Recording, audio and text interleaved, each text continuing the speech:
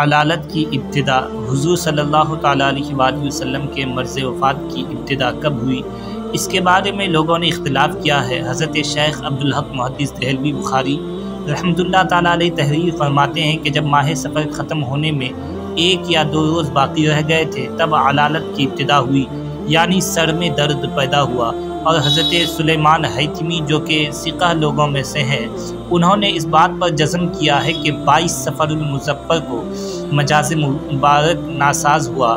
मजाज़ अक़दस की नासाजी के ज़माना में भी आप 5 दिन तक अज़राह अदल बारी बारी एक एक ज़ौजा मोहतरमा के हुजरा में तशरीफ़ ले जाते रहे।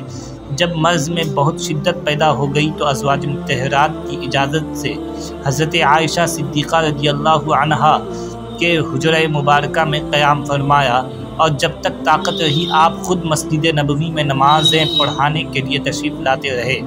बुखारी व मुस्लिम की हदीस है कि हज़रत अबू मूसा अशरी रज़ियल्लाहु तआला अन्हु फरमाते हैं कि हुज़ूर अक़दस सल्लल्लाहु अलैहि वसल्लम के मर्ज़ ने जब गलबा किया तो आपने फरमाया, या मुरू अबा बकरिन फल युसल्ली बिन्नास, यानी अबू बकर से कहो कि वो लोगों को नमाज़ पढ़ाएँ। हज़रत आयशा रज़ियल्लाहु तआला अन्हा ने अर्ज़ किया, या रसूलल्लाह, वो नरम दिल आदमी हैं, आप की जगह खड़े होकर नमाज नहीं पढ़ा सकेंगे। दोबारा फरमाया, अबू बकर से कहो वो नमाज़ पढ़ाएँ। हज़रत सिद्दीक़ा ने फिर वही उज़्र पेश किया तो हुज़ूर ने तीसरी बार फिर वही हुक्म ताकीद फरमाई तो हज़रत अबू बकर सिद्दीक़ रज़ियल्लाहु तआला अन्हु ने नमाज़ पढ़ाई। हुज़ूर की हयात ज़ाहिरी में उन्होंने 17 नमाज़ें पढ़ाईं। उलमाए कराम फरमाते हैं कि इस हदीस में बहुत वाज़ेह दलालत है कि हज़रत अबू बकर सिद्दीक़ रज़ियल्लाहु तआला अन्हु मुतलक़न तमाम सहाबा से अफजल और खिलाफत व इमामत के सबसे ज़्यादा हक़दार हैं। बुखारी व मुस्लिम में है कि वफ़ात से 4 दिन पहले जुमरात को जब सरकार अक़दस सल्लल्लाहु तआला अलैहि वसल्लम का दर्द बहुत बढ़ गया तो आपने फरमाया कि मेरे पास शाना की हड्डी लाओ, मैं तुम्हारे लिए एक तहरीर लिख दूं ताकि उसके बाद तुम ना बहको। तो सहाबा में इख्तिलाफ़ हो गया। हज़रत उमर रज़ियल्लाहु तआला अन्हु ने कहा कि इस वक्त हुज़ूर को बीमारी की तकलीफ़ ज़्यादा है, तुम्हारे पास कुरान पाक है, वही अल्लाह की किताब तुम्हारे लिए काफ़ी है। बाज़ लोग कहते थे हुज़ूर के पास लिखने का सामान रख दो, और कई लोगों ने कहा मा शानुहु अहजर इस्तफ़हिमुहु, यानी हुज़ूर का क्या हाल है, क्या जुदाई का वक्त करीब आ गया, आपसे दरियाफ़्त करो।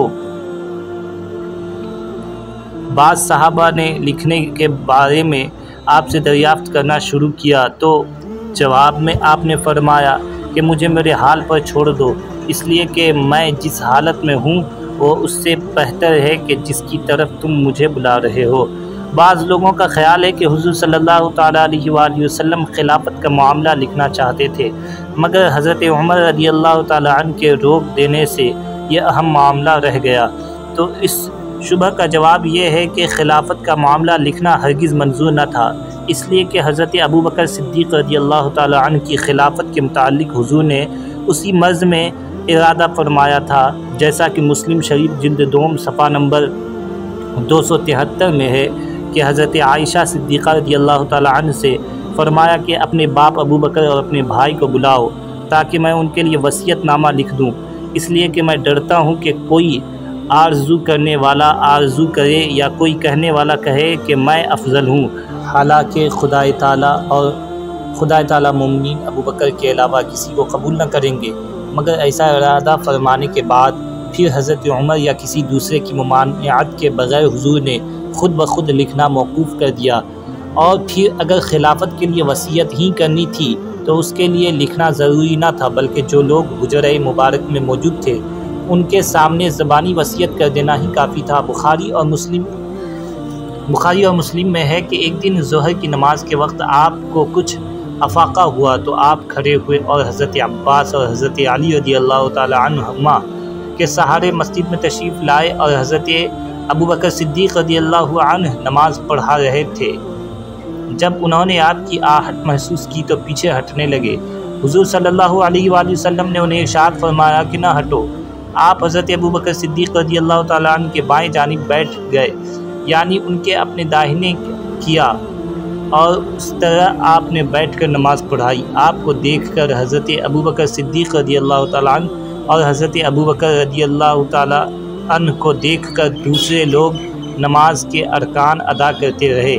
नमाज के बाद आपने एक खुतबा दिया जिसमें आपने सहाबा इकराम को बहुत सी वसीयतें फरमाई। हदीस शरीफ में है, जब आपकी अलालत बहुत सख्त हो चुकी थी, आपको याद आया कि मेरी मिल्कियत में 6-7 अशफियाँ हैं। आपने हज़रत आयशा सिद्दीक़ा रज़ियल्लाहु अन्हा को हुक्म फरमाया कि उसे खैरात कर दें, मगर वो मशगूलियत के सबब खैरात न कर सकी, तो हुजूर ने ख़ुद उन अशरफियों को मंगाकर खैरात कर दिया और फरमाया कि अल्लाह का नबी खुदाए ताला से इस हाल में मिले कि अशरफियाँ उसके कब्ज़ा में हों, तो ये मकाम नबूवत के मुनाफी है। मर्ज़ में कमी बेशी होती रहती थी। दोशंबा के रोज़ जिस दिन आपकी वफ़ात हुई, सुबह के वक्त आपकी तबीयत बज़ाहिर पुरसुकून थी, मगर दिन जैसे जैसे चढ़ता जाता था आप पर बार बार गशी तारी होती थी और फिर इफ़ाक़ा हो जाता था। ऐसे ही मालूमात के लिए हमारे चैनल को सब्सक्राइब करें, लाइक करें और अपनी राय का कमेंट में ज़रूर इज़हार करें। खुदा हाफिज़। और जो गुफ्तगू रह गई नेक्स्ट पार्ट में बताई जाएगी इंशाअल्लाह ताला। खुदा हाफिज़, फ़ी अमानिल्लाह।